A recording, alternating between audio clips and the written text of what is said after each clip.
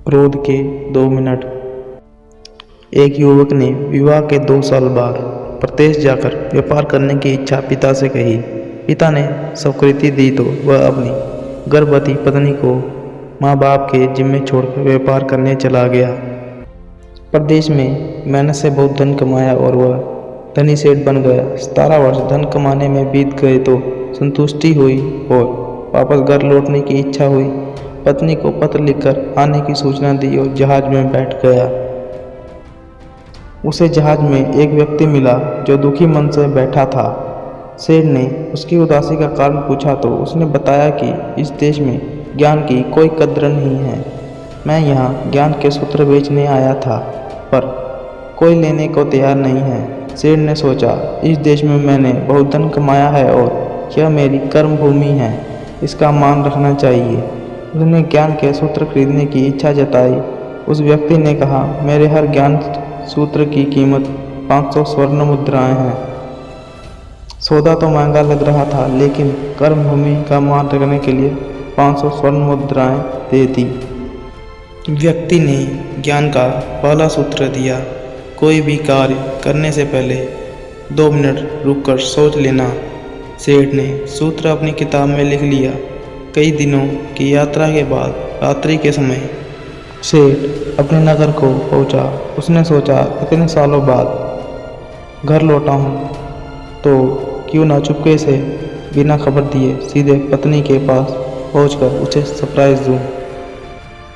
घर के द्वारपालों को मौन रहने का इशारा करके सीधे अपनी पत्नी के कक्ष में गया तो वहाँ का नज़ारा देखकर उसके पाँवों के नीचे की ज़मीन खिसक गई। पलंग पर उसकी पत्नी के साथ एक युवक सोया हुआ था। अत्यंत क्रोध में सोचने लगा कि मैं परदेश में भी इसकी चिंता करता रहा और ये यहाँ अन्य पुरुष के साथ, आज मैं दोनों को जिंदा नहीं छोड़ूंगा। क्रोध में तलवार निकाल ली।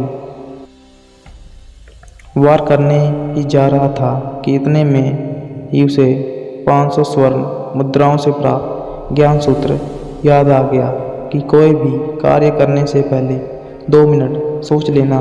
सोचने के लिए रुका, तलवार पीछे खींची तो एक बर्तन से टकरा गई। बर्तन गिरा तो पत्नी की नींद खुल गई।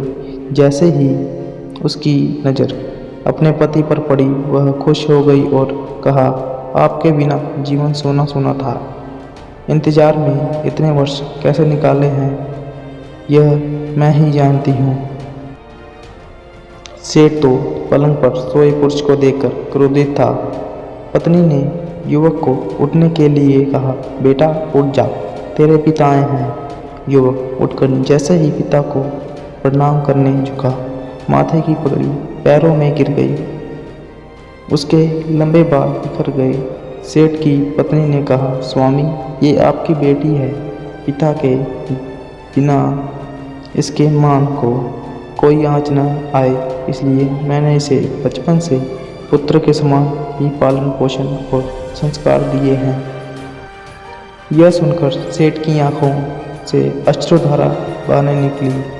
पत्नी और बेटी को गले लगाकर सोचने लगा कि यदि आज मैं उस ज्ञान सूत्र को नहीं अपनाया होता तो जल्दबाजी में मैं कितना अनर्थ हो जाता।